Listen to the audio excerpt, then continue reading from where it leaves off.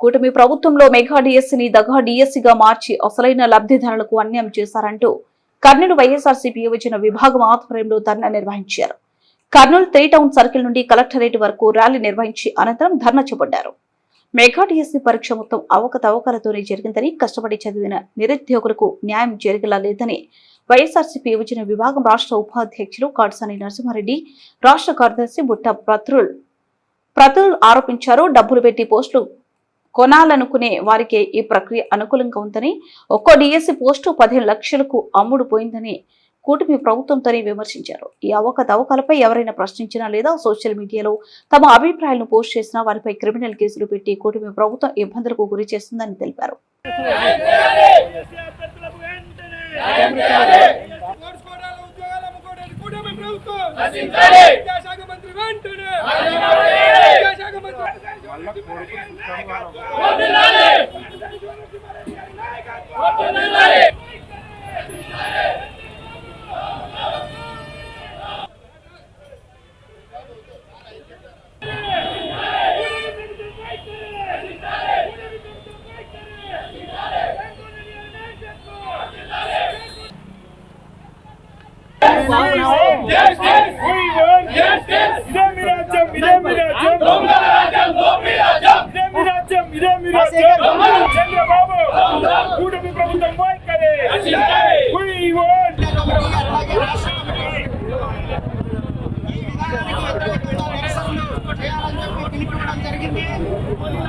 అందులో భాగంగా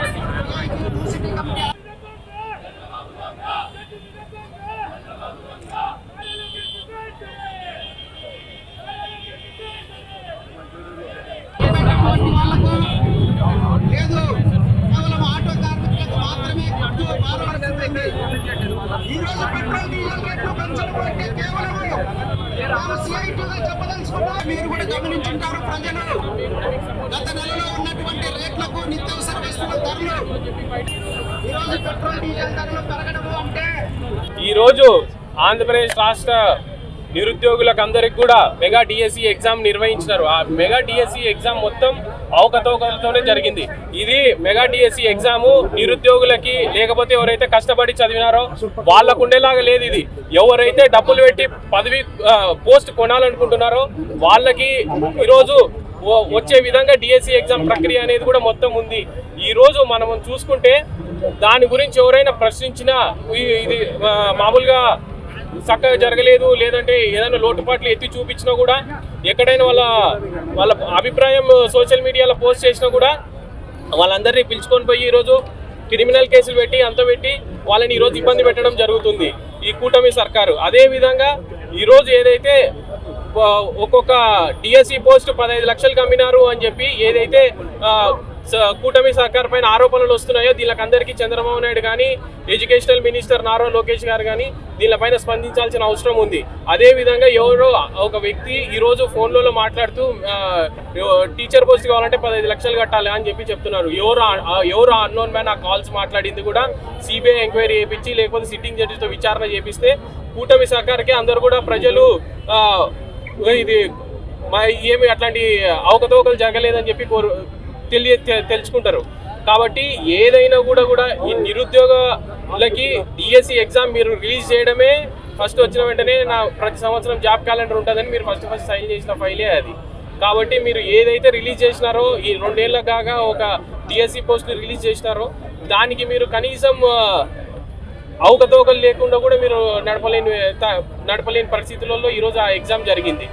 అదే చూసుకుంటే మనం ఈరోజు కొన్ని సంవత్సరాల నుంచి అన్ని ఫ్యామిలీని వదిలిపెట్టి పల్లెటూరులో ఉండలు టౌన్లోకి వచ్చి హాస్టల్ ఫీజులు కట్టుకుంటా, కోచింగ్ల సెంటర్లకు డబ్బులు కట్టుకుంటా, ఏదో చిన్నపాటి ఉద్యోగాలు చేసుకుంటా, అన్నీ చేసుకుంటా ఈరోజు వాళ్ళు ప్రిపేర్ అయ్యి మెగా డిఎస్సి ఎగ్జామ్ రాస్తే దాంట్లో మీరు ఈ విధంగా అవకతవకలు జరిగి ఏదైతే డబ్బులు 15 లక్షలకి మీరు అమ్ముతున్నారు అని చెప్పి ఏదైతే బయట రూమర్ ఉందో దానిపైన మీరు సమాధానం చెప్పుకోలేకపోతే మాత్రం మీ కూటమి సర్కార్కి అది ఒక మచ్చగా మిగిలిపోతుంది.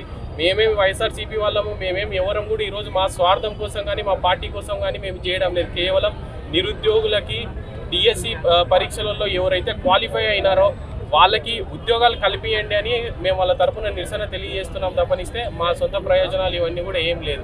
అదే విధంగా చూసుకుంటే నేను చాలా మంది డిఎస్సి ఎగ్జామ్ రాసిన వాళ్ళతోనే మాట్లాడినాను.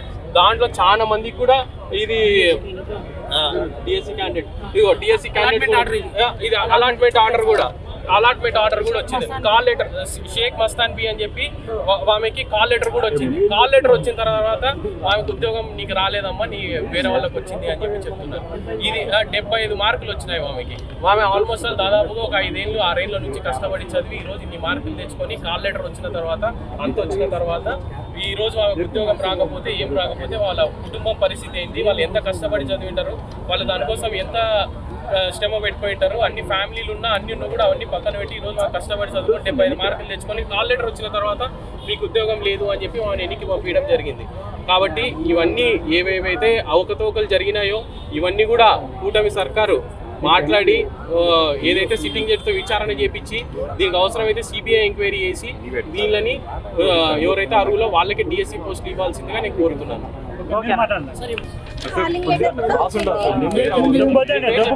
నా పేరు షేక్ మస్తాన్వి.